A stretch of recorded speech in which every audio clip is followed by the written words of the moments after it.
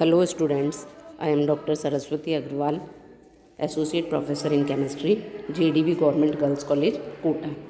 बच्चों, हम नाइट्रोजन के कंपाउंड्स के बारे में अध्ययन कर रहे हैं। नाइट्रोजन के जो कार्बनिक पदार्थ हैं उसमें नाइट्रोजन परमाणु उपस्थित होता है। हम जो कंपाउंड्स की बात कर रहे हैं वो है डायज़ोनियम सॉल्ट। डायज़ोनियम सॉल्ट बहुत ही महत्वपूर्ण अभिक्रियाएं देते हैं। इनके द्वारा हम बहुत सारे कंपाउंड्स की सिंथेसिस कर सकते हैं, जो कि हमने रिएक्शंस ऑफ डायज़ोनियम सॉल्ट में पढ़ी है। अब हम एज़ो कपलिंग रिएक्शंस के बारे में पढ़ेंगे। इन रिएक्शंस की सहायता से हम बहुत सी एज़ो डाइज का निर्माण करते हैं। जब डायज़ोनियम सॉल्ट की फिनॉल, नेफ्थॉल या एरोमेटिक अमीन्स जैसे एक्टिव यौगिकों के साथ क्रिया करवाई जाती है तो एज़ो यौगिक बनते हैं। एज़ो का अर्थ है जिसमें नाइट्रोजन परमाणु उपस्थित हो। जो कंपाउंड्स हैं diazonium salts, benzene diazonium chloride की जब हम फिनॉल के साथ में अभिक्रिया करवाते हैं अल्कोहल की उपस्थिति में, तो हमें पैरा हाइड्रोक्सी एज़ोबेंजीन प्राप्त होता है। बच्चों, इन कंपाउंड्स की या इन अभिक्रियाओं से बनने वाले यौगिकों की औद्योगिक में बहुत अधिक आवश्यकता होती है और हमें ये आसानी से प्राप्त हो जाते हैं। बेंजीन डायज़ोनियम क्लोराइड का जब एन डाई मिथाइल एनिलीन के साथ में अभिक्रिया करवाते हैं तो देखते हैं एसिड ग्रुप की प्रेजेंस में हमें पैरा डाई मिथाइल अमीनो एज़ोबेंजीन प्राप्त होता है। इनसे जो बनने वाली एज़ोडाइज हैं जिन्हें हम रंजक कहते हैं, वो हमारे औद्योगिक विकास में बहुत महत्वपूर्ण योगदान करते हैं। इसी प्रकार बेंजीन डायज़ोनियम क्लोराइड की जब बीटा नेफ्थॉल के साथ में अभिक्रिया करवाई जाती है तो बच्चों इसमें देख रहे हैं कि फेनिल एज़ो 2 नेफ्थॉल एक चमकीले नारंगी रंग, लाल रंग की डाई बनती है और ये डाई जो प्राप्त होती है वो हम बहुत से कपड़ों की रंगाई में और दूसरे कार्यों में काम में लेते हैं। इन अभिक्रियाओं की सभी अभिक्रियाओं की जो कपलिंग रिएक्शंस कहलाती हैं उनकी क्रियाविधि या मैकेनिज़्म देखते हैं। तो बच्चों इसमें क्या है कि बेंजीन डायज़ोनियम क्लोराइड एक इक्विलिब्रियम की स्थिति में पहले क्लोराइड आयन निकल जाता है और हमें इसका ये धनायन प्राप्त होता है। इस धनायन में क्या होता है बच्चों कि नाइट्रोजन के पास में 3 अनपेयर्ड इलेक्ट्रॉन तो हैं जिनसे वो बंध बनाता है, लेकिन नाइट्रोजन की प्रकृति ऋणात्मक होने के कारण वो इस इलेक्ट्रॉन शेयर्ड इलेक्ट्रॉन्स को अपनी तरफ खींचने की कोशिश करता है और जिससे ये उतने ही रेजोनेटिंग स्ट्रक्चर बनाता है। रेजोनेटिंग स्ट्रक्चर से बच्चों क्या होता है, हमें पता है कि अनुनाद जिस भी चीज़ में पाया जाता है उसका स्थायित्व बढ़ जाता है और जिस ट्रांजिशन स्टेट का स्थायित्व अधिक होता है वो अभिक्रिया उस दिशा में होने की अभिक्रियाशीलता दर्शाता है। तो बच्चों इस अभिक्रिया में जो धनायन प्राप्त हो रहा है, एज़ो धनायन जो प्राप्त हो रहा है वो अनुनाद के कारण स्थायित्व की स्थिति में आता है और उसके अनुनादी संरचनाएं प्राप्त होती हैं। अब ये compound N di methyl benzene के साथ में अभिक्रिया करेगा और हमें पता है कि इसमें एन डाई मिथाइल बेंजीन में इलेक्ट्रॉन घनत्व नाइट्रोजन के कारण अधिक हो जाता है और उसको यदि हम रेजोनेटिंग स्ट्रक्चर के रूप में इस अभिक्रिया में देख रहे हैं कि इलेक्ट्रॉन बेंजीन रिंग को दिए जा रहे हैं, उसके कारण इसके पैरा पोजीशन पर इलेक्ट्रॉन का घनत्व बढ़ जाएगा और जो एजो धनायन है वो इलेक्ट्रॉन न्यून होने के कारण इलेक्ट्रॉन अधिक स्थिति पर अटैक करेगा और हमको ये एरिनियम और हमें ये कैटायन प्राप्त होगा जो कि रेजोनेंस के द्वारा स्टेबलाइज हो रहा है।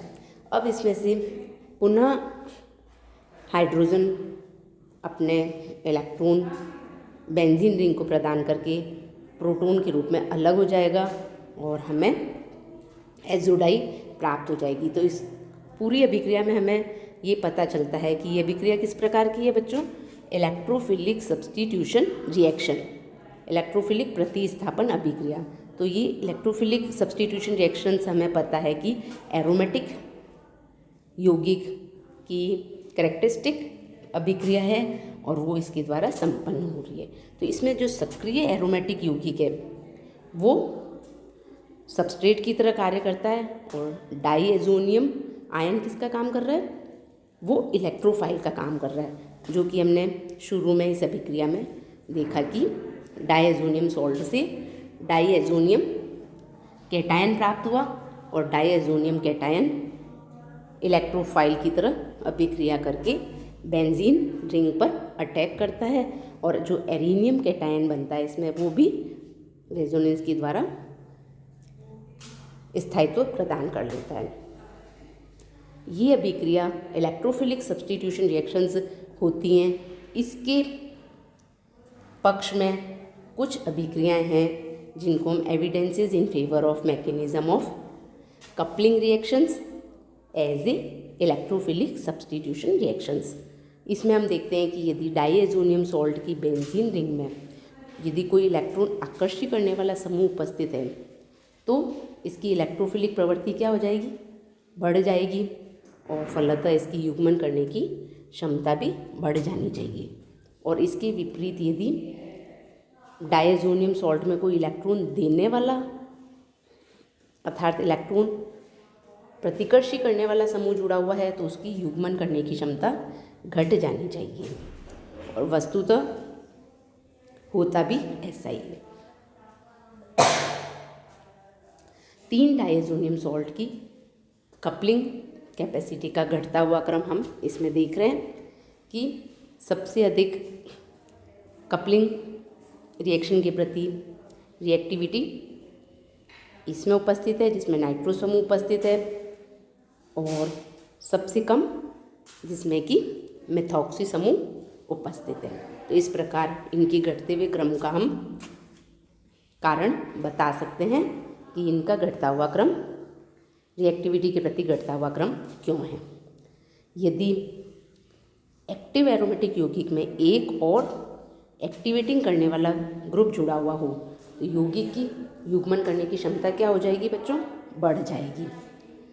अर्थात इसमें देखते हैं कि फिनॉल में क्या है, पैरा स्थिति इलेक्ट्रॉन धनी अतः युग्मित होने की में सक्षम हो रहा है और पैरा स्थिति पर इलेक्ट्रॉन घनत्व को बढ़ाने में 2 OH समूह का योगदान होते ही युग्मन की कैपेसिटी क्या हो जाएगी, और अधिक हो जाएगी। और हम देखते हैं कि रिसोर्सिनॉल का कपलिंग फिनॉल की तुलना में और आसानी से होता है और बच्चों बहुत सी एजोडाइज में हम देख रहे हैं कि फिनॉल की जगह हम रिसोर्सिनॉल उपयोग में लाते हैं।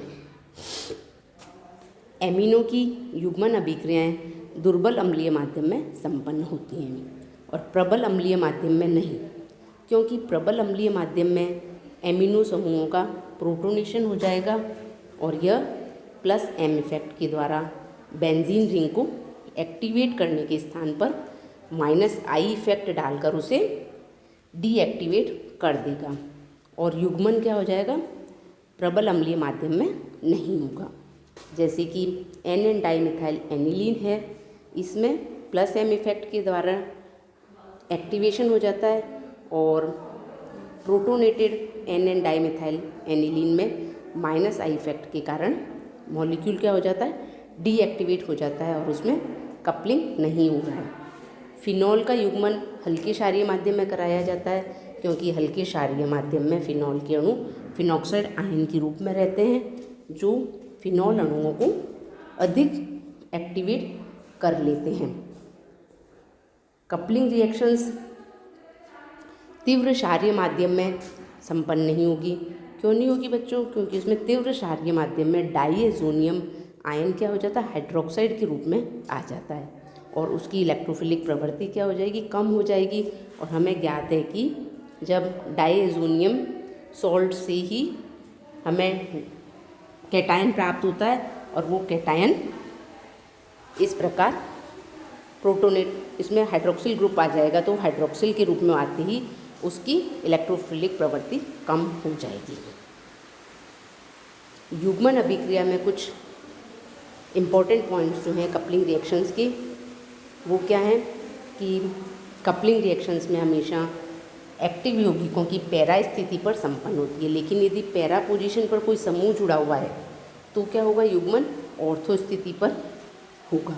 और युग्मन कभी भी मेटा स्थिति पर नहीं होगा क्योंकि बच्चों वहाँ पर इलेक्ट्रॉन घनत्व हमेशा कम रहता है और इसी कारण हम देख रहे हैं कि पैरा क्रिस्टॉल में युग्मन करने से ऑर्थो एजोडाई बन रही है। यदि दो OH समूह परस्पर मेटा पोजीशन पर है तो कपलिंग रिएक्शन क्या होगी, बहुत तीव्र गति से होगी और इसमें सिस एवं ट्रांस एजो यौगिक प्राप्त होंगे। जैसे रिसोर्सिनॉल की अभिक्रिया मोनो एजोडाई के साथ में, रिसोर्सिनॉल की अभिक्रिया हम बेंजीन डाइएजोनियम क्लोराइड सॉल्ट के साथ में करवाते हैं तो पहले मोनो एजोडाई बनती है, फिर बिस एजोडाई बनती है और फिर ट्रिस एजो यौगिक प्राप्त होता है।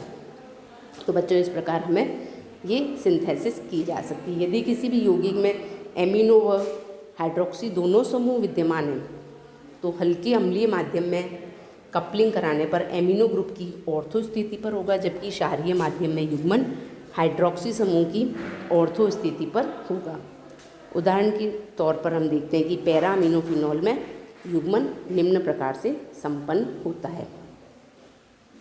यदि किसी यौगिक में हाइड्रोक्सी समूह की पैरा स्थिति पर कार्बोक्सिलिक अम्ल या सल्फोनिक अम्ल समूह उपस्थित हो तो वह यौगिक युग्मन में भाग लेता है और उसकी अम्लीय समूहों का एजो समूह के द्वारा विस्थापन हो जाता है।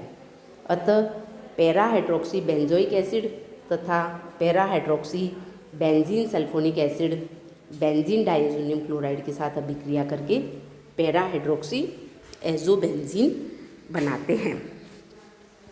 पैरा हाइड्रोक्सी बेंजोइक एसिड एवं पैरा हाइड्रोक्सी एजोबेंजीन के बाद में para hydroxy benzene sulphonic acid बन जाता है। प्राइमरी और सेकेंडरी यौगिक एमीन्स का कपलिंग नाइट्रोजन परमाणु के साथ करने पर डायएजो अमीनो यौगिक बनते हैं, जबकि टर्शरी अमीन के साथ में कपलिंग केवल न्यूक्लियर ही होगी। इसमें हम देख रहे हैं कि डायएजो अमीनो बेंजीन और उसको गर्म करने पर हमें पैरा अमीनो एजोबेंजीन प्राप्त हो रहा है। तो बच्चों हम इसमें देख रहे हैं कि ये हमने इस अभिक्रिया में देखा कि यदि एमिनो व हाइड्रोक्सी दोनों समूह विद्यमान हैं तो क्या हो रहा है, इसमें हल्का अम्लीय माध्यम होने पर कपलिंग एमिनो समूह की ऑर्थो पोजीशन पर हो रहा है और जबकि वही यौगिक क्षारीय माध्यम में कपलिंग रिएक्शन कर रहा है तो हाइड्रोक्सी समूह की ऑर्थो स्थिति पर होगा। और पैरामिनोफिनॉल की यदि हम अभिक्रिया देख रहे हैं, दोनों में क्या हो रहा है कि हमारे पास में क्षारीय स्थिति होने पर 2-फिनाइल एजो 4 अमीनोफिनॉल प्राप्त हो रहा है और अम्लीय स्थिति होने पर 3-फिनाइल एजो 4 अमीनोफिनॉल प्राप्त हो। और इसी प्रकार यदि हाइड्रोक्सी समूह पैरा स्थिति पर कार्बोक्सिलिक समूह या सल्फोनिक अम्ल समूह उपस्थित है तो वो यौगिक क्या होगा, युग्मन में जो भाग लेगा उसके अम्लीय समूह का एजो ग्रुप के द्वारा विस्थापन हो रहा है। तो बच्चों इसमें हम अभिक्रिया में देख रहे हैं कि पैरा हाइड्रोक्सी बेंजोइक एसिड जो है, पैरा हाइड्रोक्सी बेंजोइक एसिड में से कार्बोक्सिलिक समूह विस्थापित हो जाता है और उसकी जगह एजो ग्रुप जुड़ जाता है। जो बेंजीन डाइएजो ग्रुप उसमें जुड़ गया है। और इसी प्रकार यदि सल्फोनिक एसिड है, para hydroxy benzene sulphonic acid है, तो उसमें भी हमारा समूह, अम्लीय समूह विस्थापित होकर उसमें एजो ग्रुप, बेंजीन डाइएजो ग्रुप जुड़ गया है और हमें पैरा हाइड्रोक्सी एजो बेंजीन प्राप्त होता है। तो बच्चों, इस स्थिति में हम देख रहे हैं कि पैरा स्थिति पर समूह का विस्थापन होकर हमें एजो ग्रुप जुड़ जाता है और एजो बेंजीन या एजो रंजक प्राप्त होते हैं। और प्राइमरी सेकेंडरी अमीन का जैसे बच्चों हमने अभी पढ़ा कि युग्मन दोनों युग्मन का जो नाइट्रोजन परमाणु के साथ भी हो सकता है, जिससे कि डायएजो अमीनो यौगिक बन रहा है, और जबकि टर्शरी अमीन के साथ में युग्मन केवल डायरेक्ट न्यूक्लियस से हो रहा है।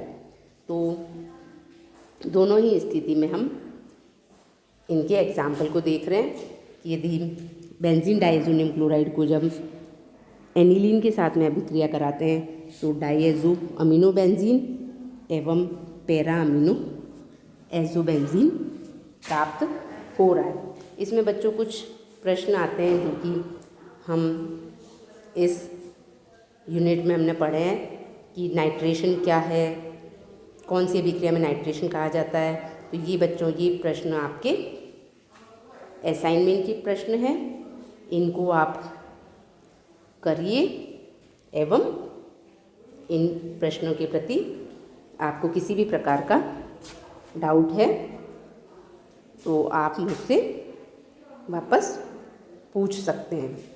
तो बच्चों, ये हमारा यूनिट था compounds of nitrogen, organic compounds और उनकी अभिक्रियाएं, क्रियाशीलता के बारे में हमने पढ़ा। तो ये हमारा कोर्स, इसमें इस चैप्टर को कंप्लीट किया जा रहा है। Thank you.